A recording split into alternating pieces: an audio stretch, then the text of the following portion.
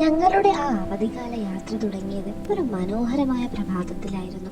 വയനാടൻ മലനിരകളിലേക്ക് ആ പഴയ വണ്ടിയിൽ ഞങ്ങൾ ആവേശത്തോടെ വാങ്ങി. യാത്രയിലുടനീളം ചിരിയും തമാശകളും മാത്രമായിരുന്നു.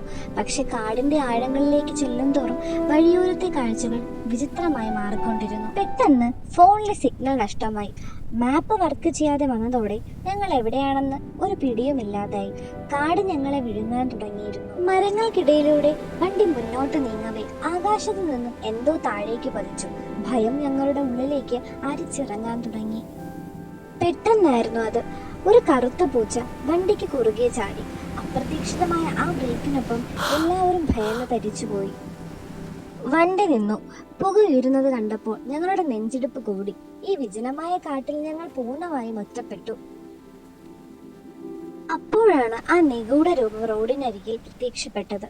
വിചിത്രമായ വസ്ത്രം ധരിച്ച ആ വൃദ്ധന്റെ കണ്ണുകളിൽ എന്തോ ഒരു അപകടം ഒളിഞ്ഞിരിപ്പുണ്ടായിരുന്നു. മുന്നോട്ട് പോകരുതെന്ന് അയാൾ കൈകൊണ്ട് ആംഗ്യം കാണിച്ചു. പക്ഷെ അയാളുടെ വാക്കുകൾ അവഗണിച്ച് ഞങ്ങൾ ബംഗ്ലാവിനടുത്തേക്ക് നീങ്ങി. കാടിന് കണ്ണുകളുണ്ടെന്ന് ഞങ്ങൾ തിരിച്ചറിഞ്ഞ നിമിഷം ആ വലിയ മരത്തിൽ തെളിഞ്ഞ ചുവന്ന കണ്ണ് ഞങ്ങളെ തുറിച്ചു നോക്കുന്നുണ്ടായിരുന്നു.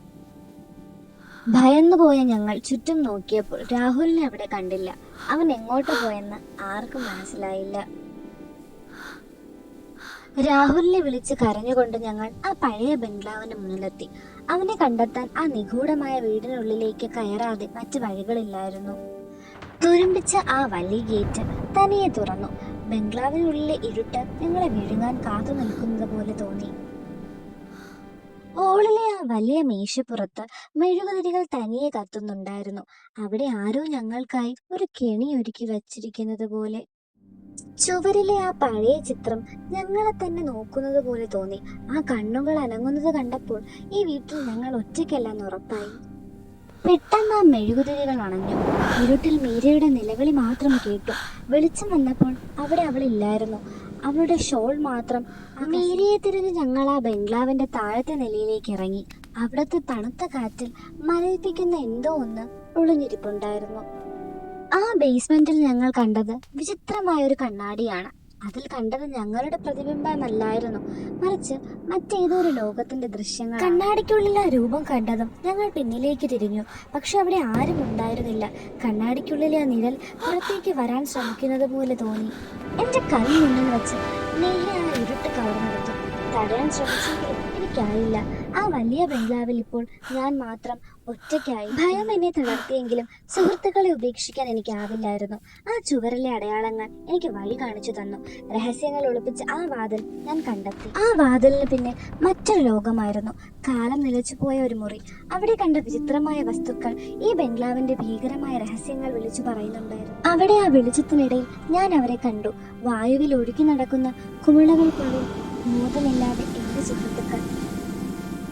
ഞാൻ മുന്നോട്ട് വന്നതും ആ വൃദ്ധൻ തന്റെ വടികൊണ്ട് എന്നെ തടയാൻ ശ്രമിച്ചു. കയ്യിലുണ്ടായിരുന്ന ആ തിളങ്ങുന്ന സ്ഫടികം എന്റെ ഏക പ്രതീക്ഷയായിരുന്നു.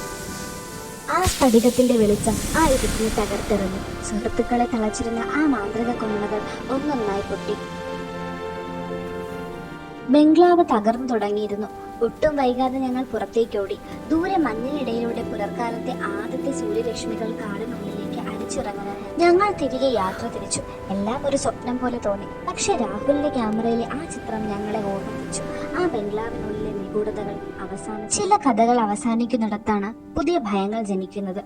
രക്ഷപ്പെട്ടു എന്ന് കരുതിയെങ്കിലും യഥാർത്ഥ പോരാട്ടം തുടങ്ങാനിരിക്കുന്നതേ ഉണ്ടായിരുന്നുള്ളൂ.